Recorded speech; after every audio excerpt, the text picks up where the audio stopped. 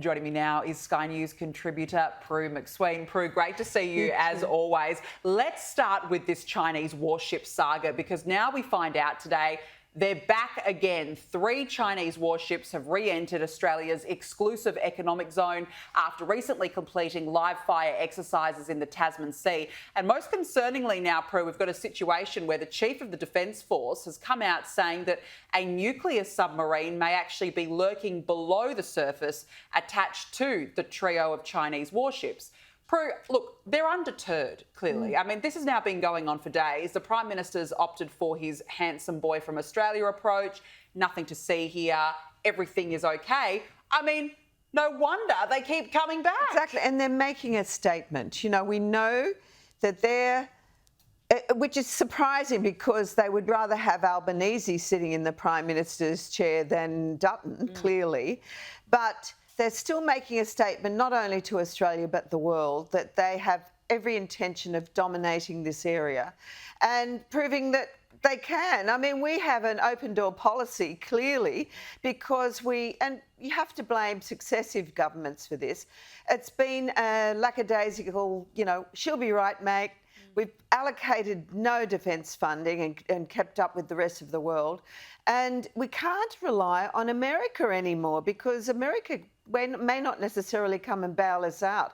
And Trump's telling Europe and the whole world, really, that they are responsible for looking after their own defence. And we aren't. We have always said we'll just park that and go and waste our money on a million other things, you know, funding activists or whatever it may be. And so we're in this situation now where we're defenceless. Jackie Lambie said we really are so vulnerable, which we all know we are.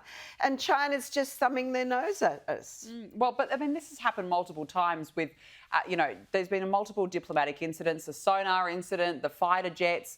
And every time it's happened, Anthony Albanese's gone, oh, this is unprofessional and unacceptable. No wonder. I mean, Beijing's not scared of Anthony Albanese. Beijing loves Anthony Albanese because they love his approach on things. And he's being an apologist for them.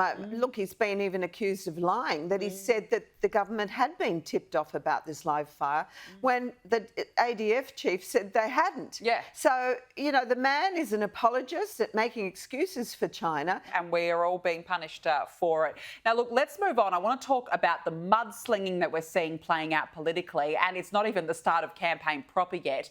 Labor is continuing to question Peter Dutton's share trades, and this dates back to the global financial crisis. We're talking 2009. Now, Dutton has responded today saying he has no assets held in a private trust and has been forced to come out and defend his wealth. Prue, look, we're in for a nasty campaign, aren't we, when you've got Labor really grappling at straws here, and it's not even the start of campaign proper yet. Oh, look, is that all they've got? And we know it is, basically, that they are so terrified of Dutton, and rightly so, because their focus groups are telling them that he's cutting through.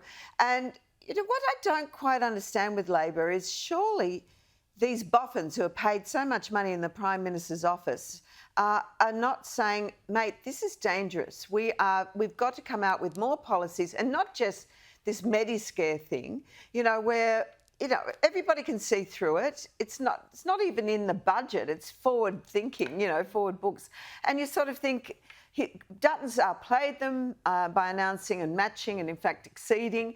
And they're terrified of him. But the fact that Dutton has been so successful financially makes me feel confident that we're in the hands of someone who is a commercial animal. He made his money in the outside world, not through the bureaucracy, as a public servant, which is what Albanese has done.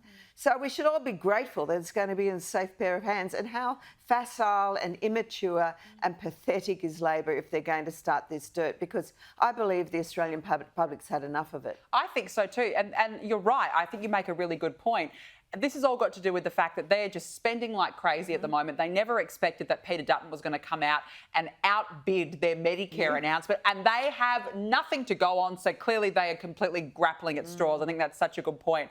Now, let's talk about Trump's tariffs. Australia is said to be spared from Trump's reciprocal tariff crackdown, with the president's top economic advisor also offering the Albanese government a glimmer of hope of sorts to avoid duties on steel and aluminium exports to the US. Now, the Treasurer Jim Chalmers hailed his talks in Washington, D.C. with his American counterparts as productive and constructive, declaring he had no reason to believe the US was no longer a reliable partner for Australia.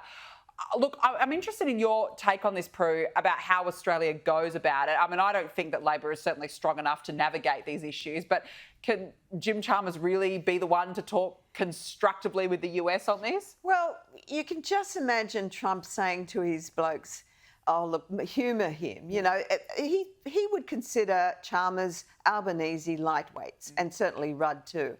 And so I don't think he's going to play any favours. He would be cognisant that there's an election coming up and he will want Dutton to win. So I actually believe that Trump will play with the little mouse, the big cat, and not give anything until Dutton gets in, and then the big boys will be sitting at the table negotiating.